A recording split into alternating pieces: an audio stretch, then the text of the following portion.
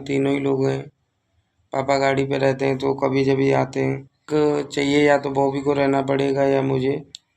तो बॉबी मम्मी के साथ ही है, मम्मी बॉबी ही रहेंगे। अभी मैं बाद में जाऊंगा और शायद अब की बार बच्चे भी जाएंगे मिलने के लिए। बोल रही थी सपना उनको भी ले आना। ये कि मम्मी की मार्केट में दुकान है तो अभी वो दुकान भी खाली करनी है वहाँ से, क्योंकि वहाँ वैसे ही किराया चलेगा। मम्मी दुकान खोल नहीं पाएंगी, ना दुकान पर जा पाएंगी। तो वहाँ से उनका सामान मैं ले आया हूँ अपने भाइयों के साथ, चाचा ताऊ के लड़के थे। और यहाँ पे ही घर पे ही सेट कर दिया है मैंने, जो भी मम्मी का फर्नीचर और मशीन वगैरह थी, क्योंकि वहाँ पर किराया चलाने से कोई फ़ायदा तो है नहीं। क्योंकि अभी मम्मी सपना के साथ ही रहेंगी तो वहाँ कोई मतलब नहीं रहा कि हम वहाँ पर दुकान रखें। दुकान फिर मैंने यहीं पर रख दी है, क्योंकि मेरी जो भी जॉब वगैरह मैं करता था, तो अभी प्रेजेंट में तो मैं भी नहीं जा सकता हूँ कहीं पे, क्योंकि मैं जाऊँगा तो फिर घर पे कोई नहीं है। तब तो मम्मी वो भी दोनों ही रहते थे।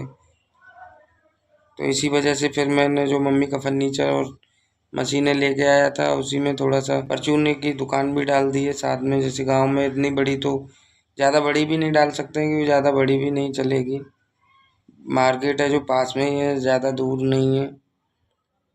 तो सारा सामान भी यहीं शिफ्ट कर दिया है। तो चलो मैं आपको सामान भी दिखा देता हूँ। पूरा सामान हमने जो नया वाला घर लिया था, उसका एक बाहर वाला कमरा है तो उसी कमरे में कर दिया है। भी अम्मा को बहुत ज़्यादा याद करते हैं, क्योंकि मम्मी ऐसे कभी भी छोड़ा नहीं। नीतू भी अपने गांव जाती है तो 2-3 दिन के लिए जाती है, तो ज़्यादातर है मम्मी के साथ ही घुल मिल के रहते थे वो लोग, क्योंकि पापा गाड़ी पे रहते हैं, मैं भी नहीं रहता था।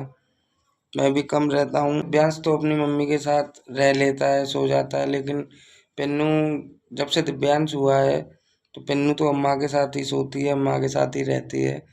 वो ज़्यादा याद करती है।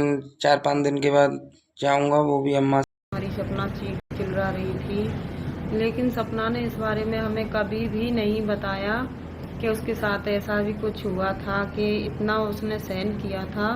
हमें तो इसकी कोई भी जानकारी आज तक नहीं दी। उसने इसलिए नहीं बताया शायद कि मेरा घर ना टूट जाए। उसे अपना घर बनाने में ही इतनी कष्ट झेलती रही, क्योंकि हमें तो आज तक यही बताती थी कि मैं अच्छी हूँ, खूब बढ़िया हूँ, आती खुश रहती चली जाती, लेकिन यहाँ इतना रुकती भी नहीं थी। तो सूरज जी बढ़िया है, राजवीर जी बढ़िया है, सबकी बातें करती रहती थी। लेकिन जब हमने ये आज वीडियो देखी तो मेरे पर तो रुका नहीं गया। मैं सीधी वो वीडियो देख के सुबह ही गाड़ी से निकल आई वहाँ से। तो मैं सीधी शिवपुरी पहुँची थी।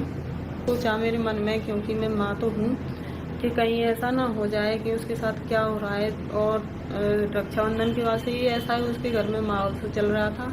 लेकिन फिर भी वो कहती, मम्मी आपको कोई ज़रूरत नहीं है, सब ठीक हो जाएगा। लेकिन फिर भी मैं कहती हूँ कि इतनी हिम्मत क्यों बांधी थी सपना ने, और अपना घर जोड़ने के लिए इतने कष्ट सहन करे, कितने कष्ट सहन करे उसने, बहुत ज़्यादा। लेकिन किसी को इतना तो नहीं सहन करना चाहिए। मैं शिवपुरी पहुंची थी, वहां देखा मैंने, तो वहां से अंशु भी चली गई थी। तो मैं पहुंची वहां पे शायद 4-5 बजे पहुंची थी। तो तब तक अंशु चली गई। तो सपना अपने कमरे में बहुत रोई जा रही थी। ना कुछ खाया था उसने, ना वो सोई थी। उसकी बहुत ज़्यादा हालत ख़राब हो रही थी।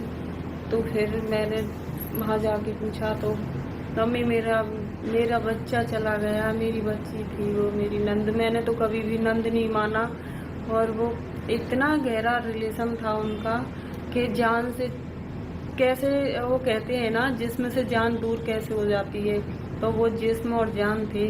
तो एक दूसरे के बिना वो दोनों नहीं रह सकती थी। और आज उन्हें इतना मजबूर कर दिया कि वो अलग चली गई, ये अलग आ गई। तो हमने समझाया, बेटा जैसा तुम्हारे नसीब में लिखा है वैसा ही होगा। तो हम वहाँ पे रात भर रुके थे। सिर्फ बातें करो, कुछ खाओ। तो इसको हमने खाना भी खिलाया था। तो एक रोटी खाई थी बड़ी मुश्किल से। मैंने की मैं खाना बनाती हूँ। तो इसने देर दूर से मैंने की आराम से रहो बेटा, सब ठीक होगा। तो इसे थोड़ा हौसला दिया, हम हैं तेरे साथ, जो भी है ईश्वर जो कर रहा है वो तो उसकी मर्जी है, लेकिन हम हैं जैसे भी हैं, तेरे साथ हैं, तेरा साथ देंगे। क्योंकि तू ऐसी तो नहीं है कि अनाथ हो बिल्कुल। तेरे पतियों ने छोड़ दिया तुझे तो वो भगवान की मर्जी थी। अब ये लोग छोड़ रहे हैं, अब ये खुद की मर्जी है इनकी, ये भगवान की मर्जी नहीं है। और इधर अंशु रो रही थी। तो मैं तो यही कहती हूँ, कोई भी बेटी के साथ ऐसा ना हो।